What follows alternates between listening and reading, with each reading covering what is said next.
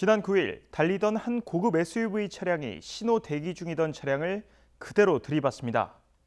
사고를 내자마자 이내 도망쳐버립니다. 사고 가해자는 다름 아닌 가수 김호중 씨였습니다. 사고 직후 김 씨는 줄곧 음주운전은 하지 않았다며 완강하게 버텨왔습니다. 소속사도 입장문을 통해 음주 사실을 전면 부인했었는데요. 이후 밝혀진 각종 정황에서 음주 사실과 운전자를 바꿔치기 한 사실이 드러났습니다. 국립과학수사연구원에서도 사고 후 약 20시간이 지난 소변에서 알코올을 해독하는 음주 대사체가 음주 판단 기준 이상 검출됐다고 밝힌 바 있습니다. 이런 음주 정황들이 연이어 드러나자 김 씨는 결국 음주 사실을 시인했습니다. 지난주 화제인 이슈 탐구생활에서 다뤘던 충북 진천의 사고. 한 차량이 점포 2군데를 들이받았는데요. 이 사고에서도 음주와 운전자 바꿔치기 정황이 드러났습니다. 정작 운전을 했던 동승자는 현장에서 음주 측정을 받지 않은 채 귀가했고 이후 처벌을 피하기 위해 변호사를 선임하기도 했습니다.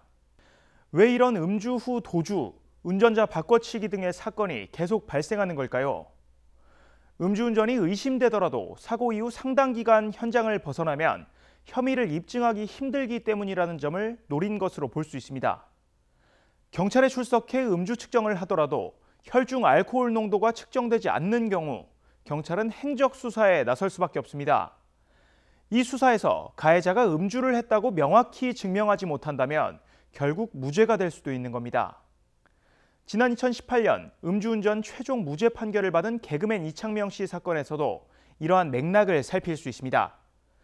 수사기관은 사고 전 이 씨가 지인들과 음식점에서 다량의 술을 주문했다는 점 등을 밝혀냈는데 법원은 이 씨의 음주 사실을 합리적 의심의 여지 없이 증명됐다 보기 어렵다고 판단한 겁니다. 실제 도로교통법에도 이와 같은 근거가 명시되어 있습니다. 음주운전을 한 경우 도로교통법 제148조의 이 제3항에 따라 처벌받게 되고 혈중 알코올 농도 수치에 따라 그 처벌 수위가 달라지게 되는데 처벌의 기준이 되는 최소 수치는 도로교통법 제44조 제4항에 규정되어 있고 혈중 알코올 농도 0.03% 이상인 경우입니다. 이에 검찰은 사고 후 추가 음주를 처벌하는 일명 김호중법 추진에 나섰는데요. 사고 후 추가 음주보다 음주운전에 대한 처벌 수위를 높여야 한다는 목소리도 높습니다. 이번 시간에 다룬 일련의 사건에서 다행히 인명피해는 발생하지 않았지만 음주운전은 언제든 인명피해를 낳을 수 있다는 사실을 인지하고 경각심을 가져야겠습니다. 지금까지 화제인 이슈 탐구생활이었습니다.